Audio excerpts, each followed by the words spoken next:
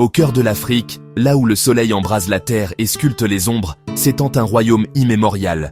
Une terre de contraste, aussi cruelle que généreuse, gouvernée par des lois ancestrales, écrites non pas dans la pierre, mais dans le sang et la poussière.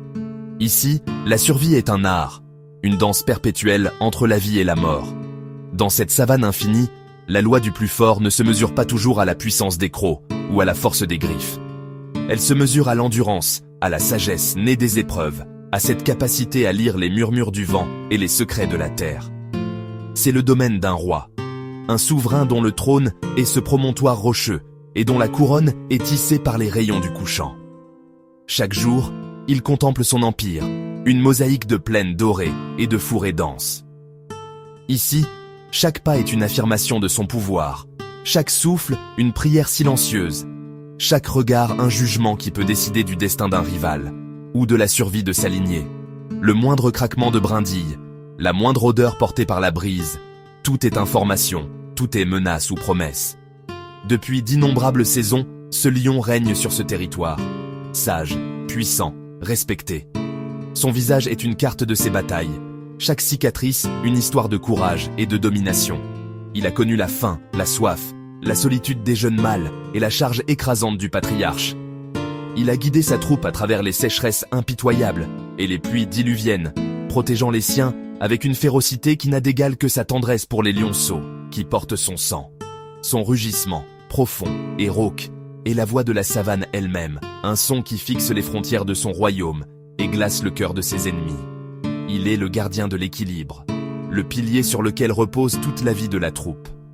Mais dans le royaume sauvage, le temps est un adversaire que nul ne peut vaincre.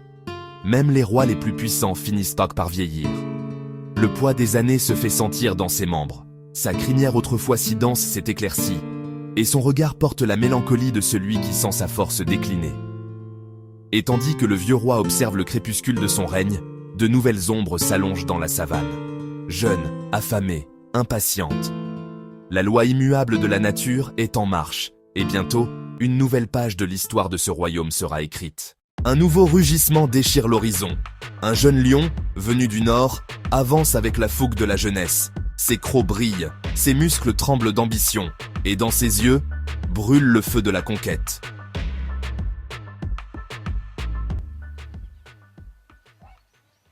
Dans la lumière dorée du crépuscule, le temps semble suspendu. Le vent lui-même retient son souffle. Depuis des semaines, la tension monte, palpable comme la chaleur qui s'élève de la terre craquelée. Deux forces de la nature se font face. D'un côté, la jeunesse insolente, une montagne de muscles bandés par l'ambition. De l'autre, l'expérience, un roi dont le corps porte les cicatrices de 1000 batailles et dont le regard a vu passer les saisons. Le défi a été lancé, silencieux mais sans équivoque. Le trône de la savane ne peut avoir qu'un seul maître. Le combat est inévitable. Le vieux roi rugit, un son profond, caverneux, qui a autrefois fait trembler la savane tout entière. C'est le récit de son règne, un écho de sa puissance passée. Mais aujourd'hui, une infime vibration trahit la fatigue des années. Sa voix tremble légèrement. Ce n'est pas la peur, mais le poids de la couronne, la conscience aiguë que chaque règne a une fin. Il rassemble toute la force qui lui reste, non seulement pour intimider son rival, mais pour se convaincre lui-même qu'il est encore le roi. Et la fureur se déchaîne. La terre tremble sous l'impact de leur masse. Ce n'est pas une danse, c'est un séisme. Les coups pleuvent, la poussière s'élève, créant un voile sur cette lutte titanesque. Chaque assaut est une explosion de puissance brute. Chaque parade, un testament de survie. La jeunesse contre la ruse. La force explosive contre l'endurance forgée par le temps. Dans ce chaos de griffes et de crocs, l'histoire de la troupe est en train de s'écrire dans le sang et la poussière. Mais la vigueur finit par l'emporter sur la sagesse. Un faux pas, une seconde d'inattention, et le vieux monarque s'effondre. Le monde bascule. Le jeune lion, poitrail bombé, se dresse au-dessus de son aîné vaincu. Et dans un dernier rugissement, un cri de triomphe qui déchire le silence, le jeune conquérant prend le trône. La poussière retombe lentement, révélant la nouvelle ère. Le roi est mort. Vive le roi. Le vieux lion s'éloigne, seul. Chaque pas est une douleur, un rappel de sa défaite.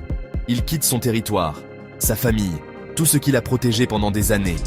Le ciel s'embrase de teintes violettes, comme un dernier hommage funèbre à son règne déchu. Il marche vers l'inconnu, vers l'exil, silhouette solitaire dans l'immensité. Il trouve refuge sous un acacia solitaire. Blessé, fatigué, mais pas brisé. Son corps est meurtri, mais son esprit reste intact. La défaite est une blessure profonde, mais pour un roi, elle est aussi une leçon. Il respire lentement, laissant la fraîcheur de la nuit apaiser ses plaies et calmer la tempête en lui. Le pouvoir n'est pas seulement une question de force, il l'a appris au fil des ans. Un roi déchu n'est pas un lion fini, c'est un survivant. Et un survivant apprend, s'adapte. Car dans son regard, où se reflètent déjà les étoiles, brûle encore une flamme, celle de la stratégie. La partie n'est peut-être pas terminée. Une nouvelle chasse commence, non plus pour un trône, mais pour la survie. Exilé, le vieux lion n'est plus qu'une ombre, mais son esprit est plus affûté que jamais.